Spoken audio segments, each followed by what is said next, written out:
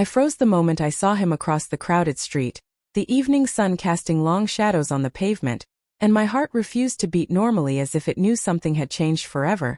I hadn't expected to see him, not here, not now, not after all these years, and yet there he was, leaning casually against the corner of a small bookstore. His hair ruffled by the wind, a soft smile playing on his lips, and it was a smile I had memorized long ago. The kind that made my stomach twist and my chest ache at the same time, memories flooding back before I could even stop them. The summer nights we spent sitting by the lake, laughing until our throats hurt, sharing secrets that only we knew, the late-night conversations under the stars, and I realized I had never forgotten him. No matter how much I told myself I had, I tried to turn and walk away, telling myself it was a mistake, telling myself I had a life now, a life that didn't include him. But my legs refused to move, my eyes locked on him as he tilted his head slightly and called my name, and the sound of it cut through me like it had all those years ago. "Emily," he said, and I swallowed hard, unsure if I should run, unsure if I wanted to, because the truth was, I wanted to run into his arms. I wanted to tell him that I had missed him every single day. I wanted to forget the years of distance and silence, and yet fear rooted me to the spot, fear of what seeing him again might do to my carefully built life. And then he smiled wider, a hint of disbelief in his eyes, and started walking toward me, his pace slow, deliberate, and my pulse raced so fast I thought it would break my ribs. People around us moving in a blur, the city noise fading into nothing as if the world itself had decided to pause for this moment. He stopped just a few feet away, close enough for me to see the way the sunlight caught the edge of his eyes, warm brown flecks glimmering with memories and something new, something I couldn't quite name, and he said again, "Emily, I never thought I would see you here." And I wanted to say something clever, something casual, but my mouth went dry, my voice trapped somewhere in my chest, and instead all I could manage was a breathless hello, my hand clutching the strap of my bag as if it were a lifeline. And he nodded, his expression softening, and for a moment it was like no time had passed, like we were the same kids who had spent endless summer nights dreaming about the future. But I also knew better. I knew life had changed us, shaped us, pulled us apart, and yet standing there I felt that pull between us, undeniable and powerful, and I asked him cautiously, "What are you doing here?" thinking it sounded casual but tasting like betrayal to my own heart, and he shrugged, looking slightly embarrassed. "I was in town for work," he said, but I had a feeling there was more to it, something he wasn't saying, something that always happened with him, this tendency to hide just enough to make my heart chase him, to make me wonder if I still mattered. And I did. I realized in that instant I still mattered, because the way he looked at me carried weight and history and things I didn't know how to name. I wanted to ask him a million questions. How have you been? Why did we drift apart? Did you ever think of me? But instead I nodded, trying to act calm, trying to act like I hadn't thought of him every day for years. And then he said, "We should sit somewhere," and I didn't argue. Following him to a small cafe tucked on a side street, the kind of place that smelled like coffee and memories, the kind of place that made it impossible not to remember. And as we sat down, I noticed his hand tremble slightly as he poured coffee, the same hand that had once held mine so gently, the same hand that had let go without explanation, and I felt a pang of old hurt, a pang that reminded me why I had stayed away, why I had built walls around my heart, why I had told myself it was over. All over, yet now it wasn't, not anymore, because he was here and he hadn't left yet. And his eyes met mine, and I saw regret, I saw longing. I saw something unspoken that made my chest tighten and my throat ache, and I wanted to ask him to explain, to tell me why he had left, but before I could, he spoke softly, almost a whisper. "I've thought about you every single day since we stopped talking."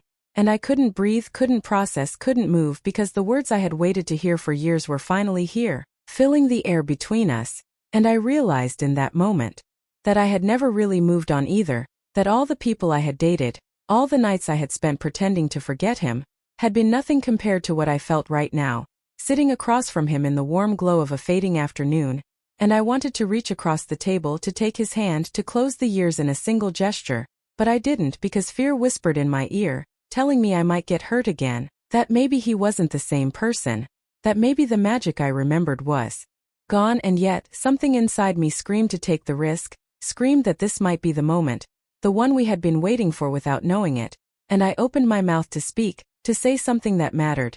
And then the cafe door opened and a voice called his name, a name I didn't know, a voice that made him turn sharply, and I saw the flicker of recognition in his eyes, the sudden tension, and the warmth between us shifted, replaced by a ripple of uncertainty, and I realized that someone from his life had just entered the room, someone he hadn't told me about, someone who might change everything I had just begun to feel, and my heart sank even as it raced, because the night had started with hope, with reunion, with the possibility of love, but now in an instant the possibility seemed fragile, uncertain, and I had no idea if he would turn back to me, if we would get another chance to speak, to connect, to hold on to what we had lost. And as he called out a greeting to the newcomer, smiling politely but with a tension I had never seen before, I realized that everything was about to change, that what I thought would be a simple reconnection was now a turning point, a choice, a moment that would define the next chapter of our lives. And I sat there, heart pounding, knowing that by the end of this evening nothing would ever be the same, and that what he was about to say next might decide whether we could even have a second chance. And I waited, every fiber of me alert, desperate to know, because that night, what he said next would echo in my heart forever. As the cafe door closed behind the newcomer, and Jake turned back toward me with a polite smile that didn't reach his eyes, my mind drifted back to the very first time we had met, years ago, when I had been new in town and nervous about starting high school, standing awkwardly by the lockers, fumbling with my books, and he had appeared, tall, confident, yet with a softness that made everyone notice him without even trying. He had offered a smile, one of those small, effortless smiles that somehow made you feel seen, and then he had said my name, Emily, like he already knew me, and I had blinked, startled that anyone would even remember it, but there was something in his tone, warm and gentle, that made me want to follow him, to be near him, and I did, trailing behind as he introduced me to a few classmates, laughed at my jokes, and somehow made the hall feel less intimidating, more like a place where I belonged. And from that first day, we had been inseparable, sharing lunches, swapping books, exchanging dreams about travel, music, and the kind of lives we wanted to build, and every afternoon became a new adventure, climbing trees in the park, biking along the river, talking until the sun went down, his hand brushing mine, lingering just long enough to make me notice, just long enough to make my heart race. And I remembered how we had stayed up one summer night under the stars, lying on the roof of my childhood home, talking about everything and nothing, and he had confessed that he felt like he had known me forever, like our souls were somehow connected, and I had laughed and said the same, not knowing at the time that our connection would carry both joy and pain, the way it had a strange gravity that drew us together and pulled us apart, and the more time we spent together, the deeper the bond grew, the kind of bond that didn't need words to be understood, a rhythm of trust, laughter, shared secrets, and the comfort of being fully known by someone else, the kind of love that builds quietly but feels inevitable. And yet life, as it often does, had other plans, and I remembered that summer when he had suddenly started getting distant, small changes I had ignored at first, the delayed replies, the fleeting glances, the way he avoided certain topics, and I had asked him one evening why he seemed so far away, and he had shrugged, murmuring that he had things to figure out, that he couldn't explain yet, that it wasn't about me, and I had nodded, pretending to understand, not wanting to push, but inside I had felt a fracture, a growing space between us that neither of us knew how to bridge. And then came the news that his family was moving across the country for his father's work, and suddenly the distance I had ignored became real, the goodbye that had seemed temporary became final. We promised to write, to call, to never forget, and for a while, I clung to those promises, letters arriving sporadically, phone calls filled with awkward pauses, laughter that didn't quite match the warmth of our past, until the silence grew longer, until the messages stopped altogether, until the last letter sat unopened on my desk for months before I finally shoved it into a drawer. And I convinced myself that life had moved on, that love fades, that memories are just shadows, but seeing him now, after all these years, hearing his voice, feeling the pull of what had been, reminded me that some things never fade. And I realized that our separation hadn't been caused by anger, betrayal, or a fight, but by distance, by timing, by a quiet drift of circumstances that neither of us could control, and it made me ache, knowing how fragile what we had seemed, and yet how powerful it really was. And I caught his eye again, noticing a flicker of something in his expression, a shadow I didn't understand, and I asked quietly, "Did you ever think about me all those years?" And he looked down at his coffee cup, tracing the rim with his finger, and said, "I did more than you know, every single day." And I wanted to reach across the table to tell him how I had thought of him, of us, every night, but before I could, he continued, lowering his voice, "I never told you why I really left." And my stomach twisted, because I had spent years imagining reasons, inventing stories, blaming the silence, blaming myself, and now he was about to tell me, and I felt a mix of anticipation and fear. And then he said, "I thought you hated me," and I froze. My mind racing. I hated you, I whispered almost without thinking, and he shook his head, a sad smile on his lips. No, you didn't. I was just too afraid to ask, too afraid to risk losing what we had. And the words hit me like a wave, the truth of it all unfolding in my chest, the misunderstandings, the quiet assumptions, the fear that had kept us apart for years, and I realized that if we had only talked, if we had only shared our hearts instead of hiding behind silence, none of the distance, none of the separation would have happened, and it was both heartbreaking and beautiful, knowing that our love had survived all this time despite everything, that it had lingered in our hearts even when we had convinced ourselves it was gone.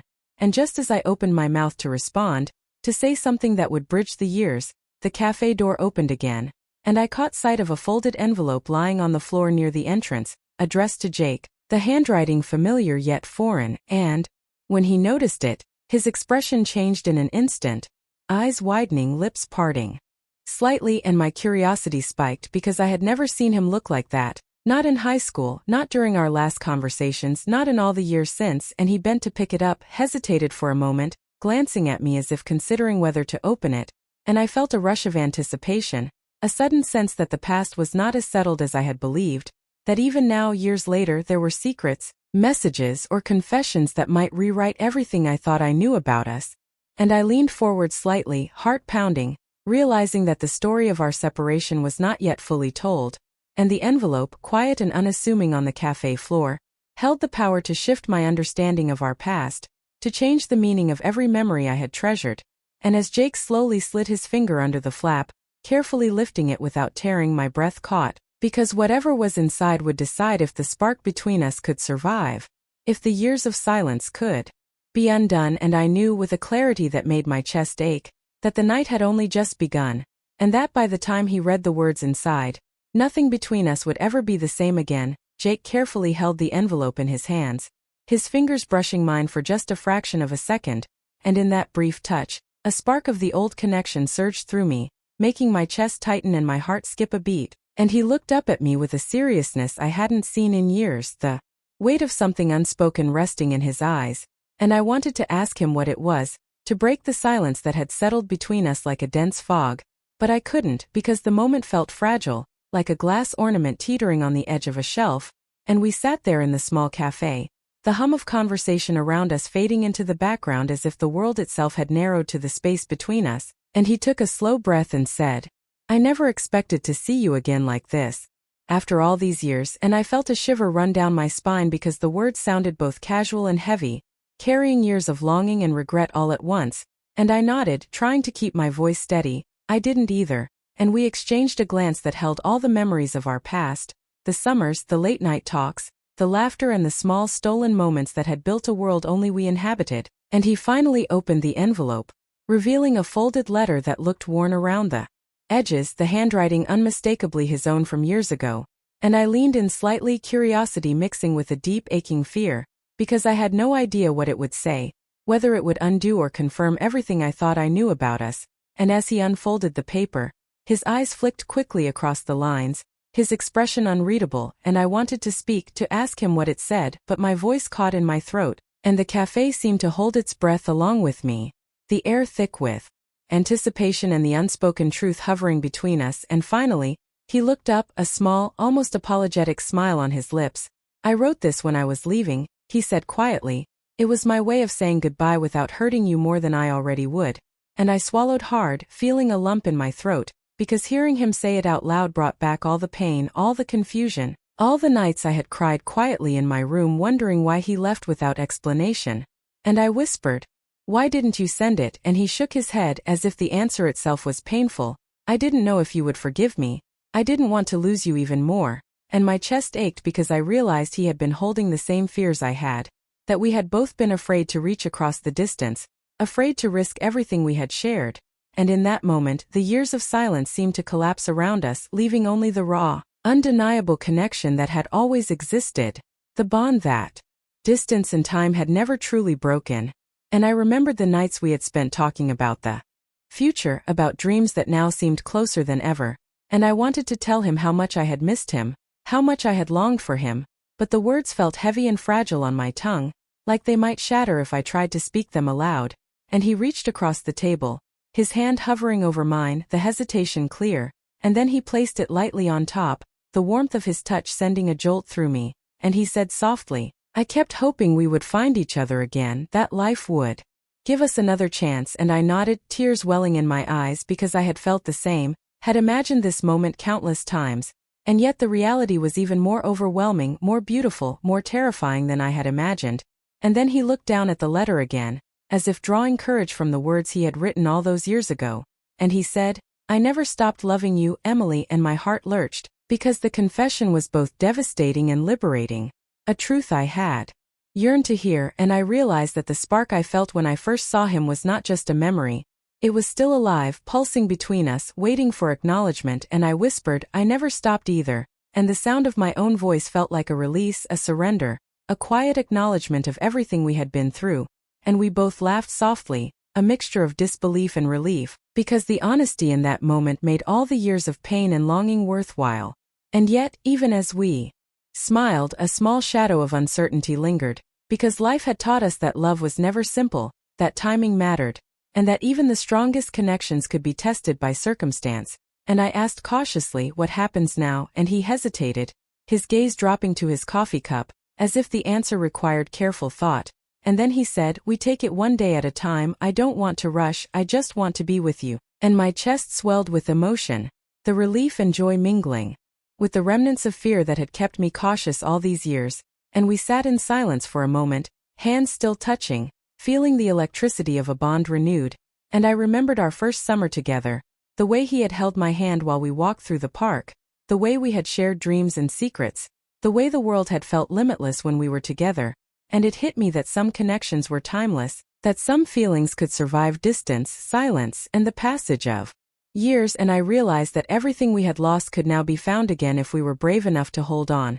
And just as I was about to speak, he looked up suddenly, his eyes widening slightly, and he said, "There's something I never told you back then, something I think you should know before we move forward," and my stomach knotted, because I sensed the weight of what was coming, the words poised to reshape everything, and I leaned closer, heart pounding, unable to resist the pull of both fear and longing, and he whispered, "It's about why I really left," and the intensity in his voice made my breath catch, because I knew that what he was about to reveal could change my understanding of our past, could rewrite the story I had carried in my heart all these years. And I realized that the choice between staying in the safety of old memories and stepping into a new chapter with him hung in the air, delicate, fragile, and yet electric, and I held his gaze, silently telling him that I was ready to hear the truth, ready to face the past, and ready to see if we could finally close the gap that life had forced between us. And as he took a deep breath, I felt the world narrow down to just the two of us, the hum of the cafe fading completely, leaving only the echo of our hearts speaking across the years. And in that suspended moment, I knew that everything was about to change, and that the words he was about to say would decide not only how we understood our past, but how we might move forward together. And the night hung in perfect balance between confession and choice, the air thick with anticipation, and I waited, every nerve in my body alive, knowing that this turning point would echo in my heart forever. Jake's eyes never left mine as he finally spoke, his voice low but steady, "I need to tell you why I really left," and my chest tightened, the cafe fading around us until it felt like it was just the two of us in a world that had paused for this confession. And I nodded, not trusting my voice, not sure if I wanted to hear it or not, but knowing that I had waited too long for honesty to turn away now. He leaned back slightly, taking a slow breath, and said, "When my father got sick, I had to move away to help. I didn't know how to tell you."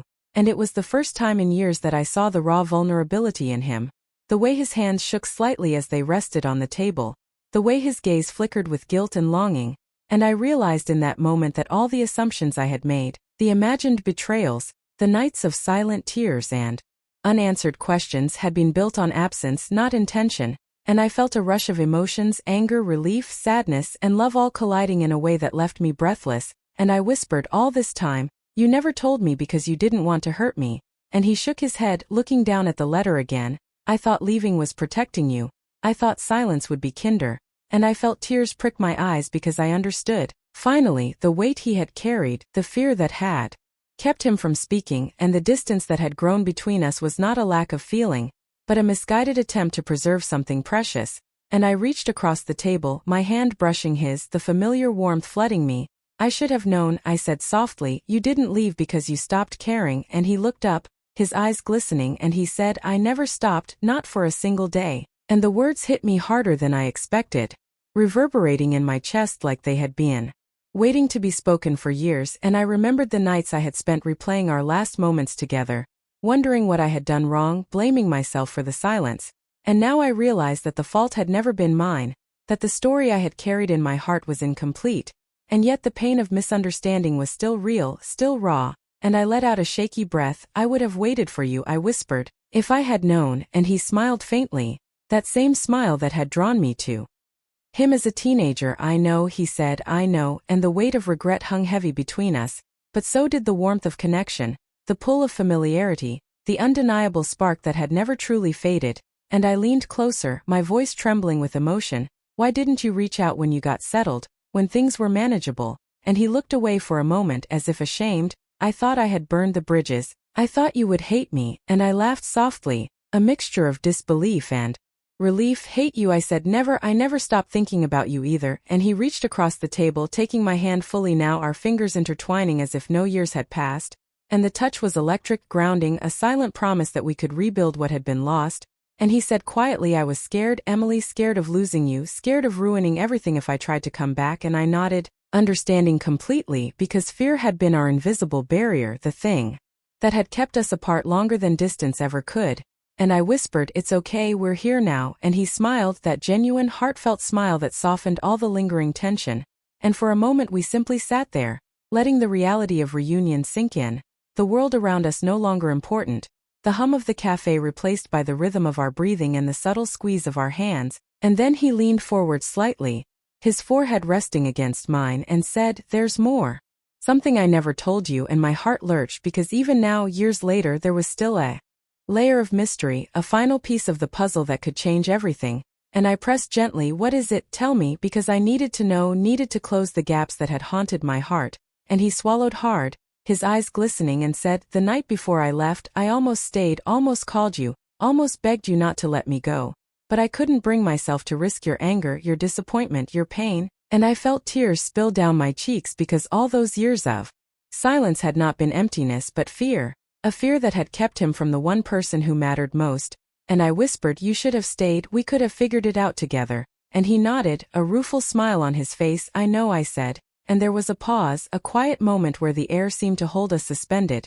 And I felt the weight of forgiveness and the pull of love in equal measure. And I realized that we had been given a second chance, a rare, fragile opportunity to reclaim what we had lost. And yet the shadows of the past lingered, the what-ifs and the might-have-beens. And I wondered if trust could be fully rebuilt, if the walls I had built around my heart could come down entirely. And Jake squeezed my hand, sensing my hesitation, and said softly, I don't want to make the same mistakes. I want to be honest. I want to be here, for real. And I nodded, because honesty had been all we had needed all along, and the truth had set us free. And I whispered, then let's try, let's see if we can start again. And he smiled, hope and vulnerability shining through. And we leaned back slightly, our fingers still entwined, hearts racing, minds full of the years that had passed, and yet a quiet certainty that this moment was ours, that the past no longer had to dictate the future. And just as I felt a wave of relief wash over me, the cafe door opened again, and a familiar voice called Jake's name, a voice he didn't expect, a voice that made him stiffen. And I saw the subtle change in his expression, a flash of conflict, a shadow of doubt. And I realized instantly that the night of reconciliation was suddenly complicated, that our second chance might be challenged. And I held my breath, gripping his hand a little tighter, because whatever happened next could either cement this moment or shatter it completely. And as he stood, hesitating, glancing toward the entrance, I felt the weight of choice pressing down on us, the decision of whether to step into the past or fully embrace the possibility of a future together hanging in the air. And I knew in that suspended heartbeat that this moment, this confession, and this unexpected interruption, would echo in my heart forever. And the next words he spoke would decide if we could finally be together or if the fragile bond we had rebuilt would fracture once more. Jake froze for a heartbeat at the cafe door, the voice from outside lingering in the air like a shadow. And I could see the conflict in his eyes, the hesitation that made my chest ache. And then he turned slowly back to me, a deep exhale escaping his lips, and said, it's just someone from work, they didn't expect to see me here. And I nodded, my hand still in his, feeling the warmth and certainty that had returned between us, the pull of our connection stronger than the fear that had once kept us apart, and in that moment I realized that the past, with all its mistakes and distance, had led us to this second chance, a chance that felt delicate, powerful and irreplaceable, and I smiled softly, seeing relief flood his face, and he mirrored it, that same smile I had loved for years, the one that made the world seem softer, brighter, full of possibilities, and I felt my heart swell with gratitude and longing, because the truth he had finally shared had lifted a weight from both of us, the misunderstandings, the fear, the silence, all replaced by honesty and the quiet recognition of what we had lost and found again. And we sat back down, our fingers still intertwined, the hum of the cafe fading into the background as we shared stories, laughter and confessions, each word, each glance, each touch stitching together the bond that had survived years of separation. And then he reached into his jacket pocket and pulled out a folded piece of paper, a letter that looked familiar, the same paper I had seen in his hands earlier, and he handed it to me, a soft smile on his lips, saying, "I wrote this the night before I left, and even after all these years, I never sent it because I didn't know if you would forgive me." And I took it with trembling hands, unfolding the pages, my eyes scanning the words that had waited patiently in the past, words of love, of longing, of promises that had never faded. And as I read, tears blurred my vision, not from sadness but from the realization that love had endured, had grown stronger in its silence, and that we had both carried it quietly in our hearts all this time. And I looked up at him, my voice barely above a whisper. "It never went away, did it?" And he shook his head, his eyes glistening. "No, it never did." And I felt a rush of emotion, the kind that fills every corner of your chest and makes it impossible to hold back a smile or a tear. And we sat there for what felt like hours, sharing memories, reconciling the lost years, and planning a future that neither of us dared to imagine before.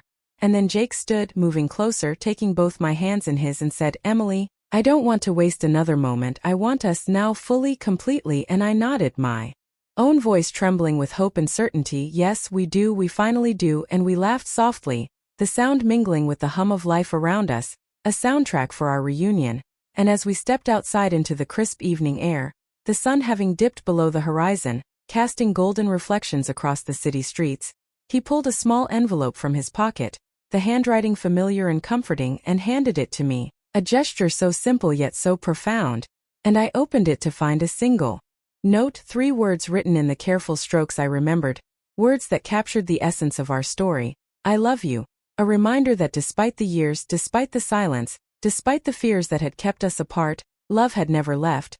It had only waited for the right moment to return. And I looked at him, my eyes full of tears and laughter, and he smiled, brushing a strand of hair from my face, and the city around us seemed to fade, leaving only the two of us in a world rebuilt by honesty, courage and enduring love. And as we walked slowly down the street, hands entwined, hearts beating in rhythm, I felt a peace that I had never known before, a sense that life had brought us back together at exactly the right time, and that the story of us, though interrupted and delayed, was not over, it was beginning anew. And the warmth of his hand in mine, the echo of his words, the simple note tucked in my pocket, all became symbols of a love that had survived distance, silence, and fear.